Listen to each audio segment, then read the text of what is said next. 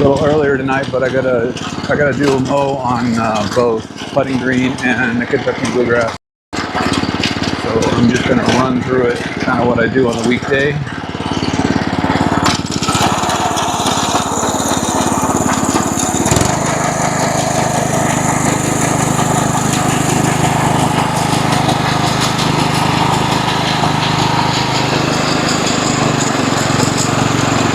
So I turn the camera brightness up because we're on the shaded side of the house. I noticed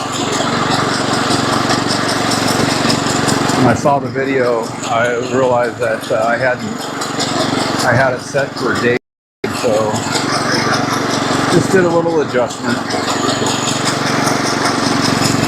So yeah, I'm mowing my putting green pretty much every day.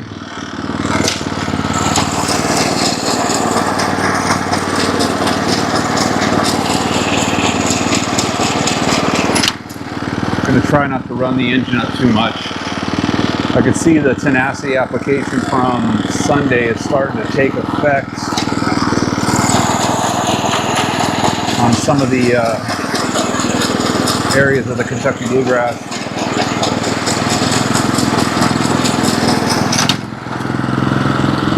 And again, I'm doing the Tenacity applications to go after the bent grass that's growing in the Kentucky Bluegrass, because it stands out like POA. And you can actually see it more now. When we mow the Kentucky Bluegrass, I'll try to point it out to you.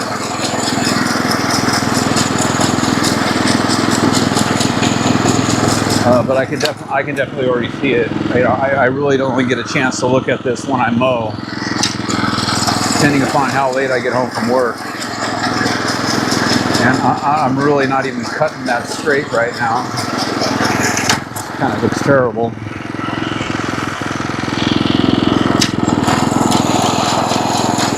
So I was a little afraid when I did my Tenacity application that I basically just washed it off and it wasn't gonna do anything, because I watered it pretty much immediately, because I did put a very little bit of nitrogen in it.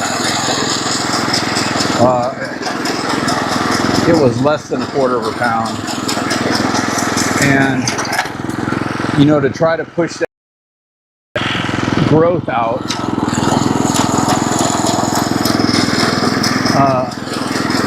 with the Kentucky Bluegrass, to push that bent grass out, I'm doing nitrogen applications every 2 weeks. And I'm doing a Tenacity application every 3 weeks.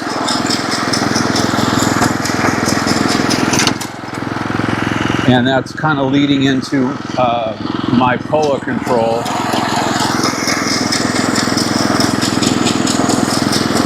Realistically, my POA control is more for the backyard, because I really seem to have more of a problem in my backyard than my front yard with POA.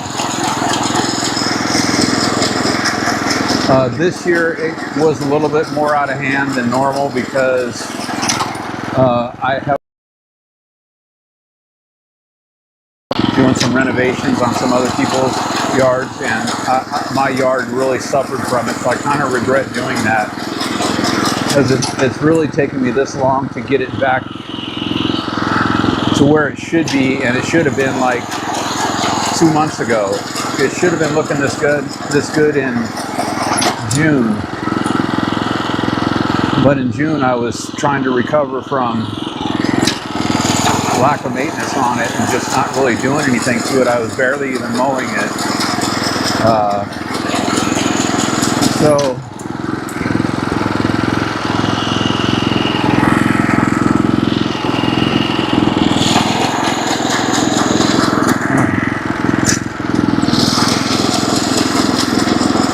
So I'm cutting this bent grass at 1.7 mil right now.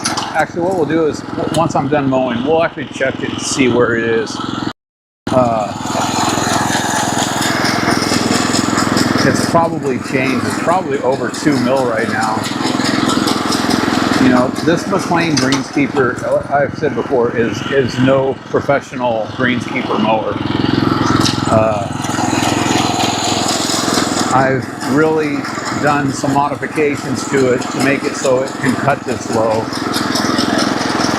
Because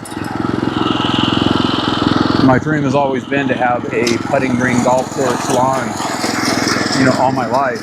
And all I wanted to do was grow bent grass and cut it as short as I can. I'm not even concerned about how golf course look it looks or anything like that so much as I'm trying to cut it as low as I can. And now that I got it growing pretty good, lower and lower, like I tried to do it at 1.5 mil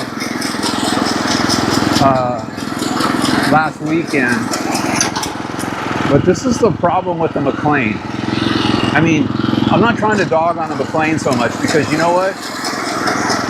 I'm not going to spend, you know, thousands and thousands of dollars on a greenskeeper mower. You know, I see these guys with these really nice Toro and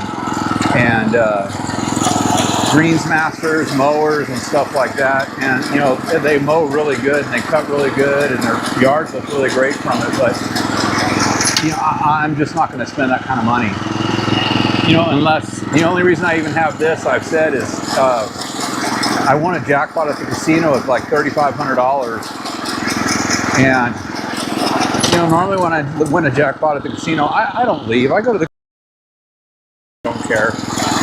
And I had been wanting to get a new mower because I was using a California trimmer when I first started this putting green. And you know, it only cuts to 1/4 of an inch. So that was when I realized that wasn't short enough.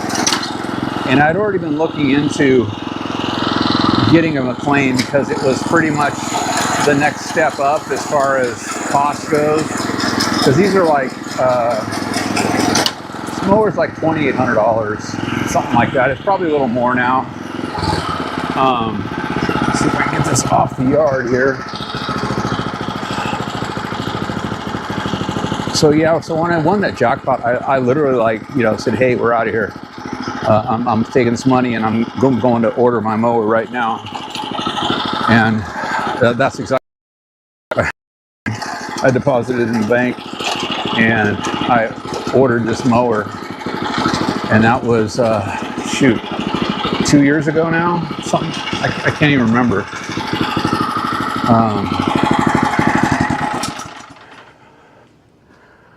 So I got to do a little bit of a rinse off, so I'm going to try not to get the camera wet. But you know how that goes. I mean, it's a GoPro, it should be able to take it. There's a lot of wet grass on here. I have some areas in my yard that are being seeded right now. I thought I had the sprinkler set for a pretty reasonable amount of time on the front yard, because the backyard is where I have some grass seed that I'm trying to germinate right now. And so because of that, I have the sprinklers coming on like 4 times a day for just a couple of minutes. And after seeing how wet it is right now, I realize I need to turn it down in the front yard. And I need to, you know, put it on 0. Because I can do that with the timer. So I can get this thing to dry out, because oh my god, it's super wet. And it's been, you know, pretty warm lately, so I didn't think it would be that bad, because like I said, it's only been coming on for a couple of minutes at a time.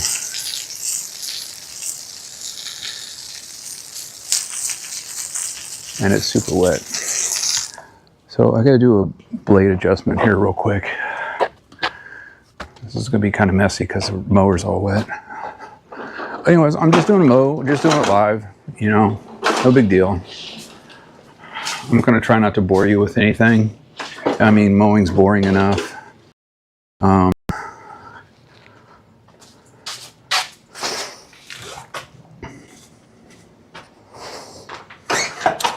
And this is just more showing what my routine is when I do a mow. Let's see. Oh, this got wet. I see. Let's see. I'm going to try to turn this down so you don't have to stare off into space.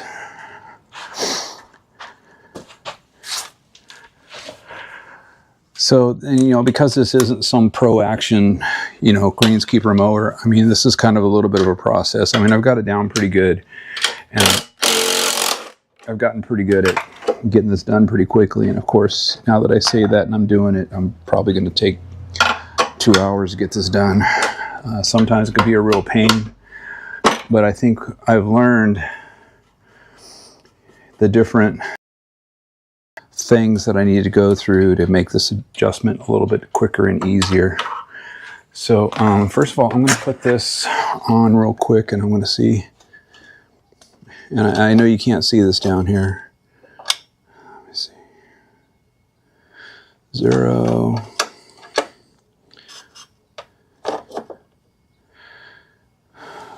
It's coming in at 1.65. I don't know if there's, oh, I can hold it right here. There. So, oh man, turn this up now. So maybe you can see that there. That's the measurement. I hit the hold button on it. So that's the blade cut right now. Oops. Usually it changes a little bit. So 1.68 is not too bad for, that's millimeters. For a putting green height, that's pretty low. One of my big plans is to do a stemp meter reading. There's this guy I delivered to. He's a really avid golfer. He's in a golf group and all this kind of stuff, and they kind of go and play golf everywhere. And he's just one of the guys I kind of see a lot. And I talked to him about my putting green. I actually showed it to him, and he's like, "Wow, that looks incredible." And let me put this back down.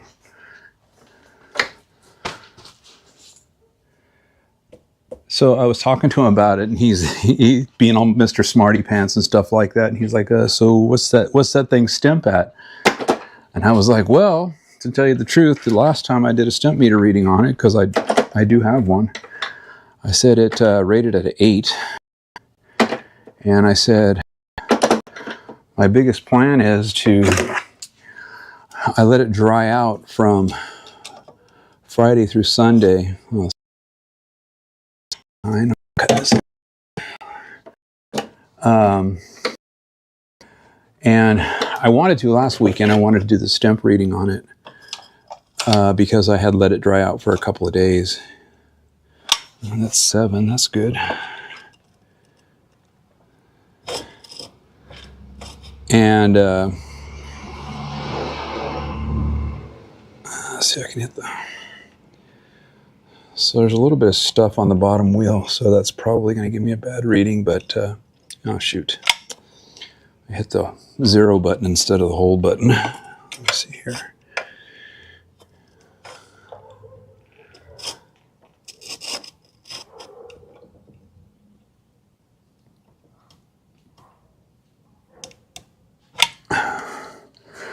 So here is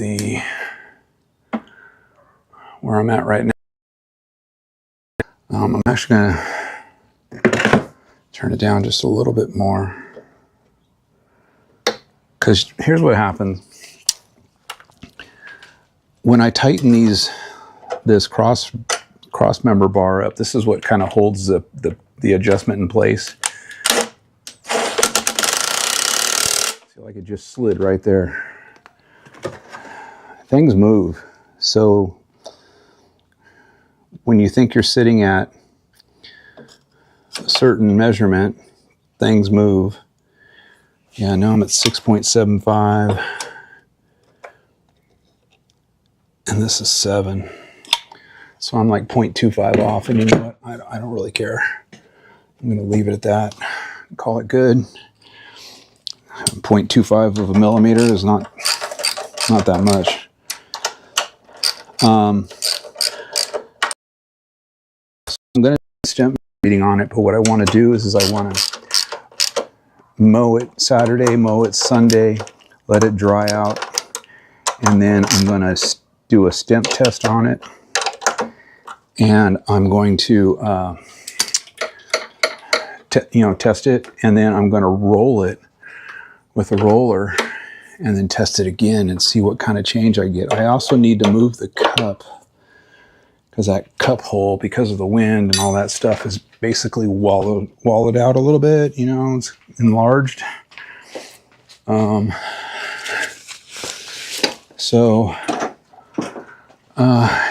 Again, I don't show my putting green and I don't show my grass or anything like that because I think I'm some great grass grower, because that's not my point at all. My point in YouTube and doing videos, I try to say this every video, in case this guy's showing off with his mower and, his putting green and all. This isn't showing off. I am not showing off at all. My big thing, okay, I was just checking to make sure my mic was working. I'm not just talking to myself. My biggest thing is how I maintain it. I hardly do anything at all to maintain my green. I started trying to do all that stuff like you hear on every lawn care channel. I've stopped sanding. I've never aerated because a home mowing the regular grass here, a homeowner should really never have to aerate their lawn. Now, that doesn't mean that if it's compact, you shouldn't. But a lot of these aeration, tests that people have you do to check and see if you've got compacted soil are pretty much bogus. So I have a project that I want to start this weekend. A little renovation I'm going to do in my side yard. It's basically an area I've never had any grass in. It's always been like rock and it's been a walkway. And I'm going to use it as test ground, and I'm going to plant grass over there. I'm going to put some sprinklers in. It's a very, very small area, but it's like the last little area of my yard that I can put grass in. And that's what I've decided I'm going to do. I'm just going to put some bent grass over there because, man, I really like the bent grass. And I'm going to grow bent grass over there. And I'm not going to do anything to make it I'm not going to do any kind of aeration stuff. I'm not going to use any products. I'm not going to use any starter fertilizer. I'm going to do just a basic reno on it. I'm probably going to put in some good topsoil, a little layer of topsoil, maybe some compost, some things to kind of get it so that it's going to have a good starting point, some soil amendment. I'll put peat moss on top of it to keep it wet so it will germinate and all that. And I'm just gonna see what happens. And it's either gonna grow or it's not gonna grow. And I really don't care either way. Like I said, it's just something to do with the project. I have a grass seed because I ordered some. One of the people I did a renovation on their yard, he asked me to put in, he called them putting greens, but they're not really putting greens. They're just bent grass areas. He has a pickleball court. And on each end of the pickleball court, he wanted bent putting green. He wanted to cut, getting a California trimmer, and he's going to cut it at the lowest setting, 1/4 of an inch.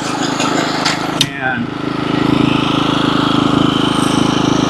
so that project is finished, and the bent grass has grown in pretty good.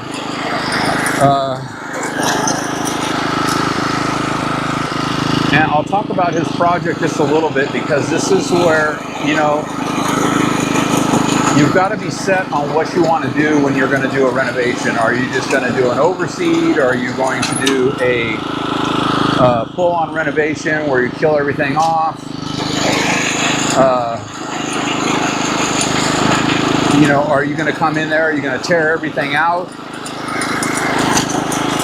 And, you know, when I talked to this guy, and, you know, he had asked me to do this project for him, I recommended, I said, hey, you know, do a whole kill off and, you know, get rid of the moss and stuff like that. Because, you know, next to POA, moss is the next biggest thing out here. We get lots of moss. And he didn't want to do a kill off. He was good with the moss removal. We did a lot of work over at his house, actually. We removed a really large rock bed and put grass. Really nice, but the weekend I was getting ready, you know, the week before the weekend I was going to do the job, he asked me, he's like, you know, I think doing a kill off is probably a good idea. Maybe, you know, can we do that? I'm like, you know, are you serious right now? I've been working on your yard for 2 weeks to get it ready so that I could get it planted this weekend. And I was like, you know, to do a kill off, we would have, his whole yard was basically dormant. You know, I had done just a weed killing on the grass. I didn't do a kill off. I just put, you know, lawn weed killer on it. He had. And then he changed his mind. And I just told him, yeah, I can't do that. There's not enough time left in this part of the grow season. I said, you know, if we wait 3 weeks, you know, we start watering your lawn, we get everything to grow back, and we do a kill off, you know, it's going to take, you know, another 3 weeks. We're going to be right into summer. I hate to do a project, we have some major heat wave, and your grass doesn't grow. You know, it doesn't start, it doesn't fill in good, it just doesn't grow good. And I said, that'll be a waste of my time, it'll be a waste of your money. Because this is like a 3,000 square foot yard. And for the putting green areas, I literally I tore out the top 12 inches of soil. I replaced all that soil with to make it so it wasn't compacted, because that area was literally really compacted, and I didn't want to have any issues with it, so I tore all that dirt out and rocks, and I did the best I could in making it so it would be, you know, a nice bent grass area. And I just told him, yeah, I'm not going to do that. I'm sorry, but you know, we've already gotten this far, and that. So my only point is, long way about getting there. You need to decide what you want to do, and you need to decide, like, right, if you're planning on doing any kind of fall reno, you need to already have your plans in place of what you're going to do. If you're going to do a kill off, even though you can use glyphosate and kill everything and plant grass seed right over the top of it without any issues, and I'm talking glyphosate only. I'm not talking Roundup, new formula, or, you know, anything else. It's got to be glyphosate, because you can seed right on the top of glyphosate. So if you're doing a renovation, you need to make your choice. You need to figure out how you're going to do it, what you want to do, what do you feel, and get ready. So when September gets here, you know, mid-September, we're almost in September, every kill I've ever done on a renovation hasn't taken any more than 3. And you know, this isn't really a secret, but you know, here's the trick to having a successful kill off. I buy glyphosate in the big 2.5 gallon jug at the farm supply store, the whatever you want to call it, the co-op. You know, for us, we have Wilco, we have Coastal, and they're like the farm supply stores. And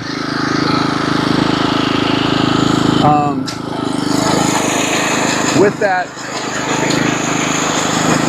when you get that jug, you know, labeling on it,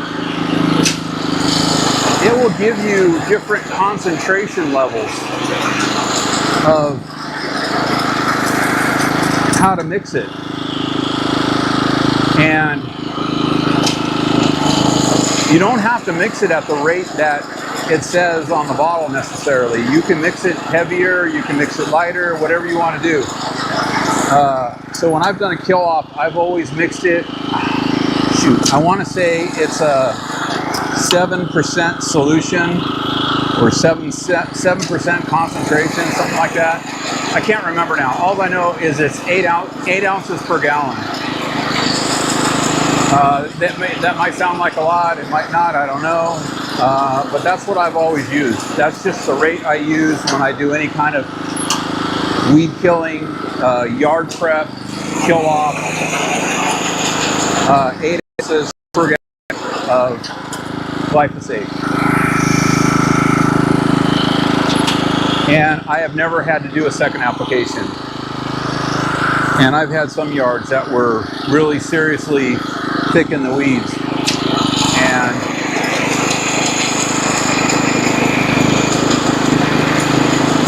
I've never had a problem. The biggest problem I have out here is killing the moss. Killing moss isn't a lot of work, but what's a lot of work is getting all the dead moss out. And that's where a good dethatcher comes into place. I had a Sunjo dethatcher for, well shoot, I think ever since I've had this yard, about 4 years. And I finally killed it. And I will tell you right now, I have abused that dethatcher like crazy. So I'm buying a new one, a Sunjo and everything. I feel like it's very durable. I've done my yard like every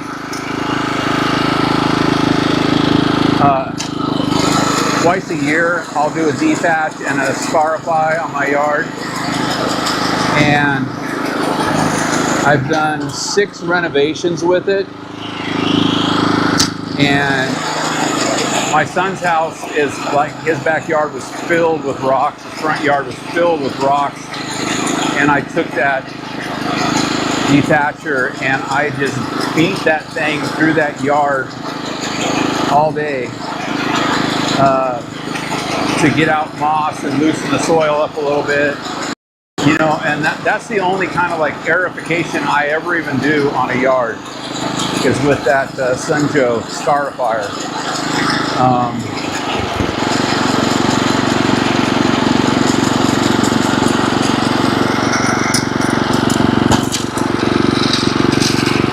So one thing I bottom down here when I'm mowing is because there's a little bit of a jump from the sidewalk level to the grass, just a little bit. It's not even an inch.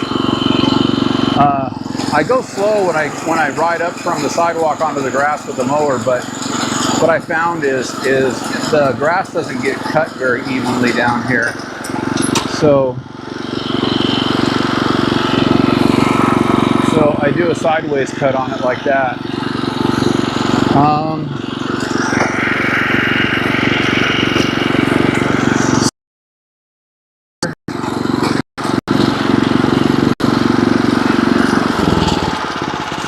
I am going to run to the backyard, and I need to do a Wi-Fi change. So I might lose signal here for just a second. Somehow on certain node right now for Wi-Fi.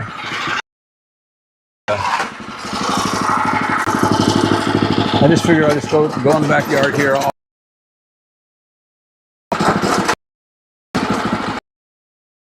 Things like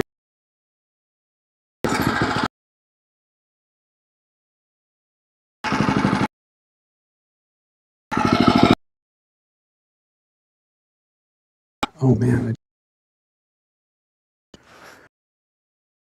I'm dragging deal. I had my dog.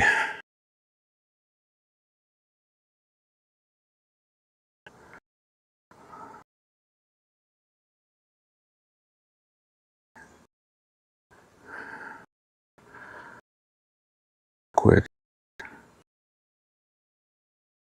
one here.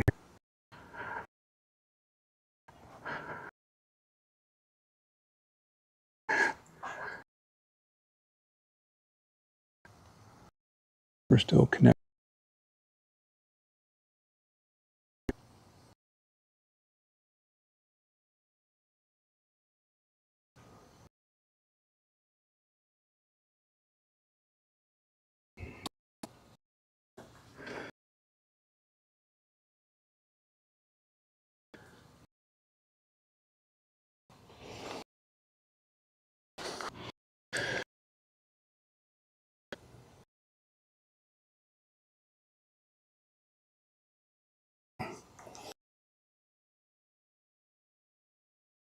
Dog.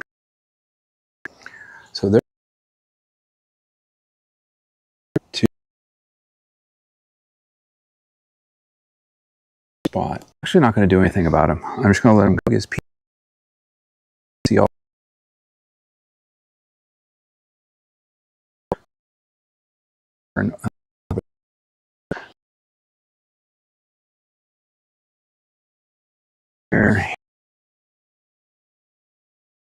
So what you can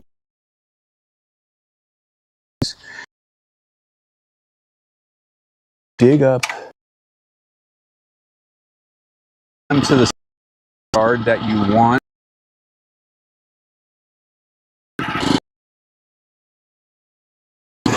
Here all the time when the dog's let out to go.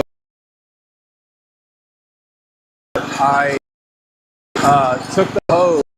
I washed out the areas that she was peeing in, and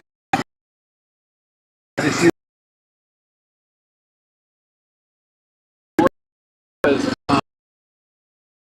it was areas, but I had marked it so I could see what had happened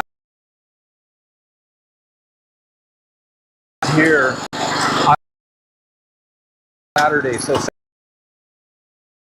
I first got here,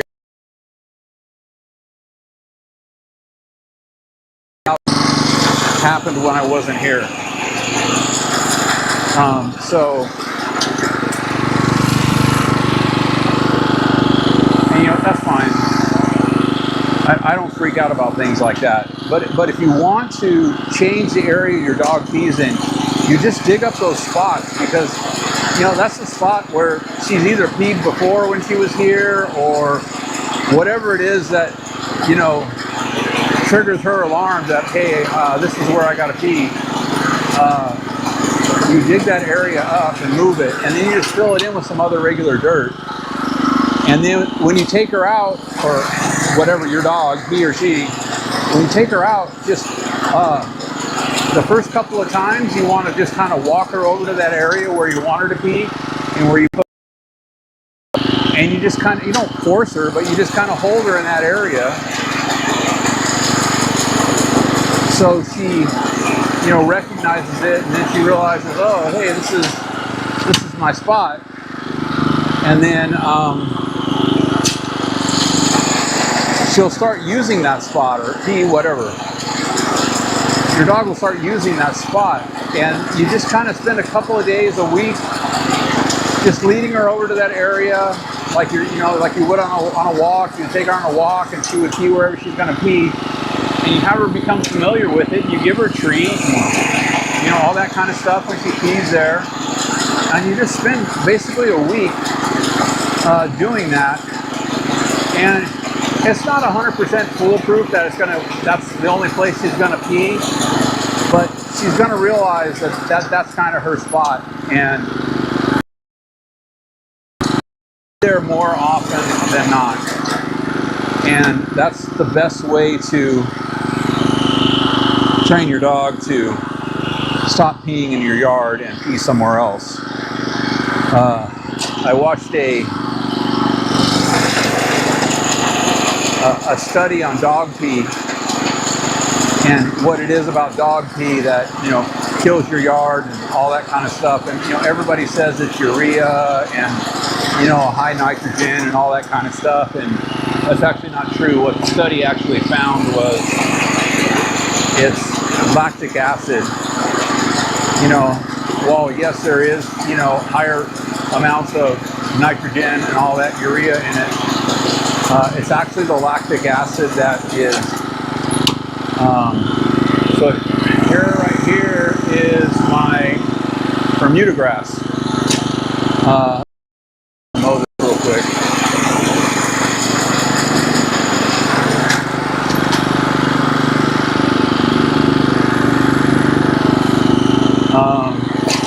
I put this in, it'll be 2 years in November. This is its second season, and I really like it, and I'd really like for it to, I'd really like to have a bigger area, but this is really the only area of my lawn. There's a big old fat weed right there. But this is really the only area of my lawn that, so if you see right here, right in this area right here, probably some nitrogen burn. I actually have a picture of it. There's actually still some nitrogen over here. I'll show you as we get over there. I just put a heavy dose of nitrogen down on this because I really have no clue how to take care of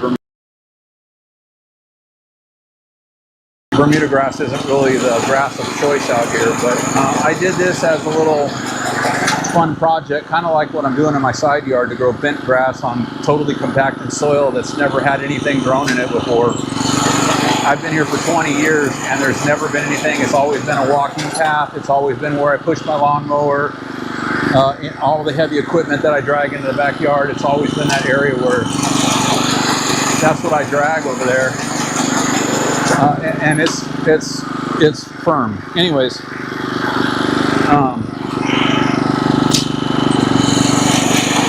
I started this Bermuda thing just to try this out, and man, I really like the grass. I just don't like that it goes dormant. And I'm just not going to go through all the work like I've seen some people do with Bermuda grass in the wintertime to keep.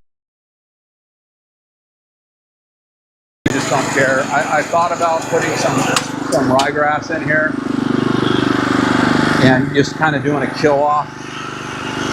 Because, you can, man, this is thick. You can spray dormant Bermuda grass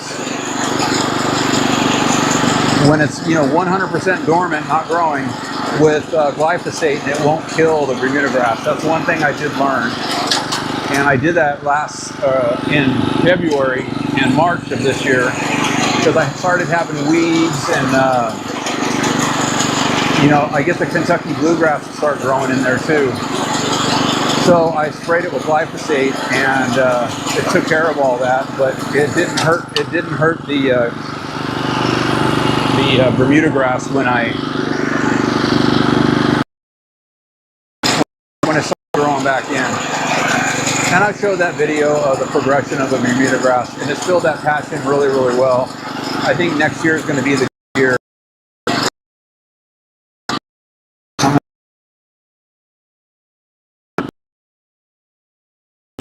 I help people out. I'm a real real firm believer in help making the neighborhood look good.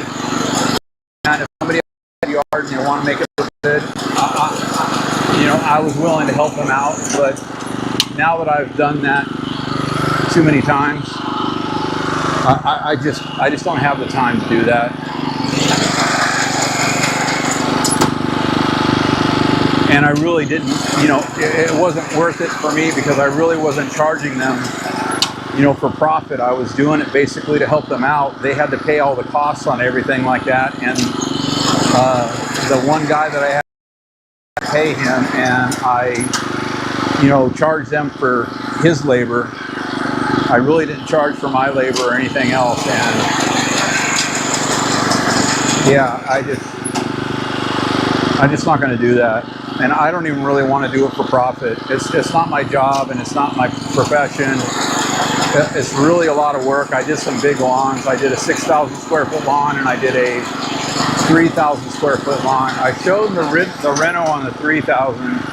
I didn't really do any recording on I showed the reno on the 6,000 square foot lawn. I have that video. I'll probably show it on a live one weekend, since renovation season's coming up. And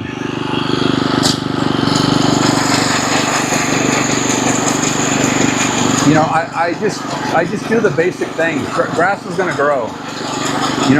Washington, this is probably one of the easiest states to grow grass in, and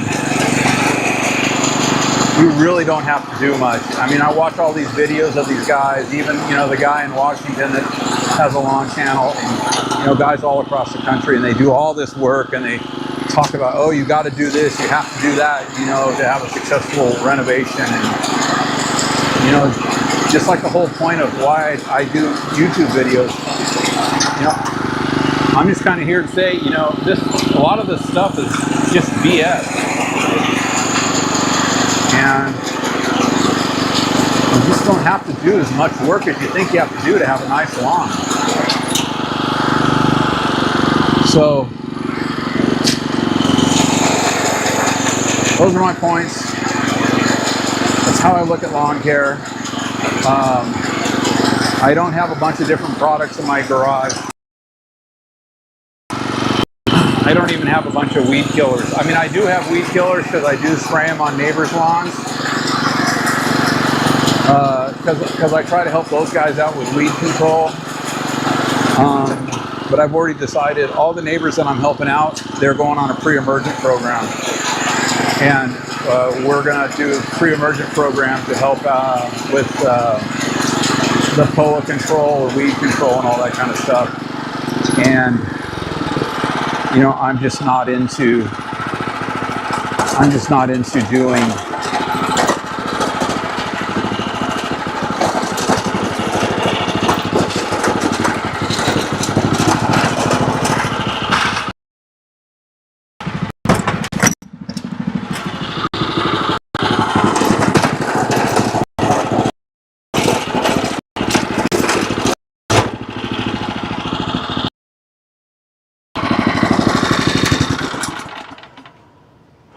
I'm just not into doing a bunch of.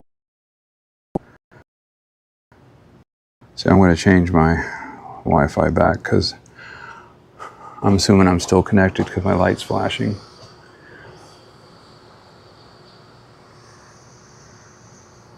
And the battery is charging.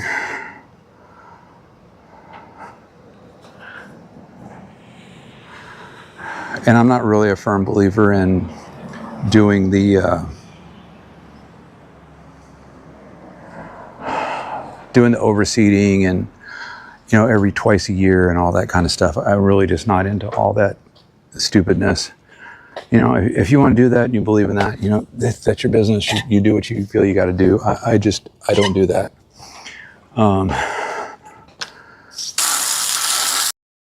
Bluegrass. For the past couple of years, I have done some, detaching, scarifying, and composting, and then I add seed because I have 100% bluegrass. And winters out here, definitely hurt the grow. I have shade areas where the grass just, you know, dies out.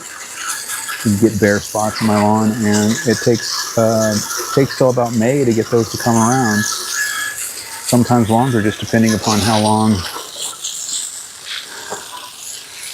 the cold season lasts. Because, you know, Kentucky bluegrass, man, it likes sun, and it likes a little bit more heat than the rest of the cool season grasses.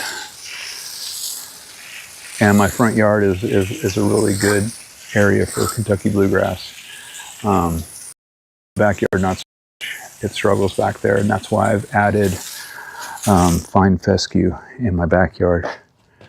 The fine fescue is because there's a lot of shade back there and seed. I didn't really talk about it, but I do have an area back there that I did a reseeding on, because I always have a hard time getting grass seed to grow back there because of trees and shade. But so this little area right here is my patch grass, my nursery grass. You can kind of see that it has a these still in across the street in his yard.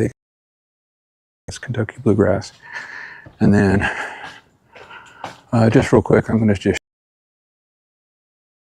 so you can see the tenacity here. You can see starting to come edges. This is bent grass. It is bent grass, and then you can see the tenacity right in here.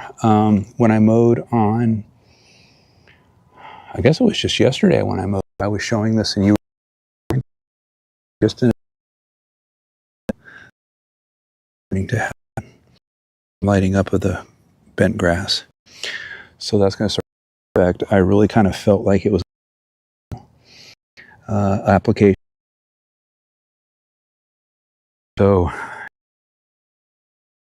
I hit it again. I'm not going to water. There's a good spot. And it's just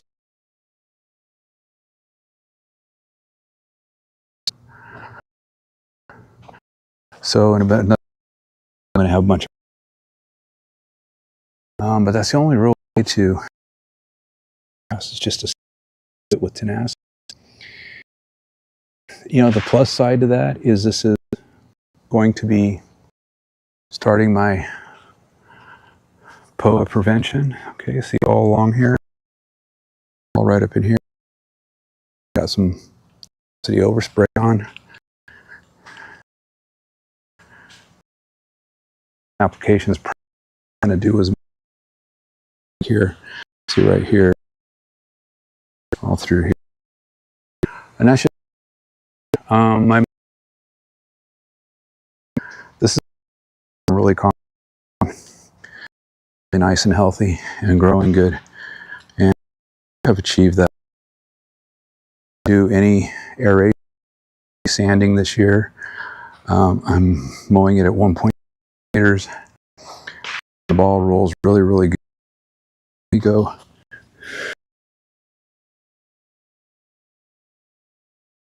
Ball.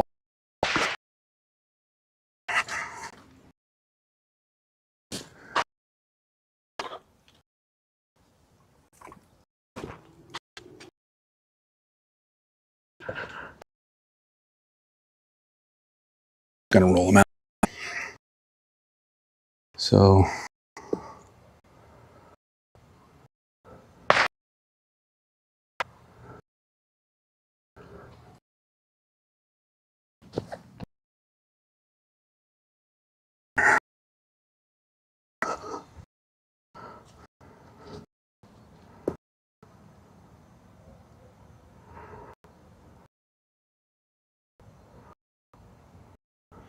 oh, maybe I should put the camera down like this. Sorry, not paying attention.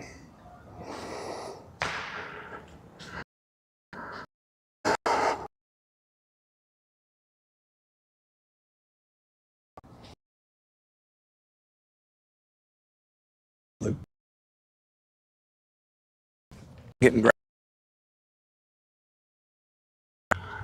That's what I got. I'm gonna get my blower out. I'm gonna blow some of this got on the putting green and call it a night for tonight. So here's the C's up and down, and it adjusts the blade, the cutting height. And then I have that measuring gauge I was using to do all that. If it wasn't so wet, I would get my prism gauge out and I would do that today like I did yesterday.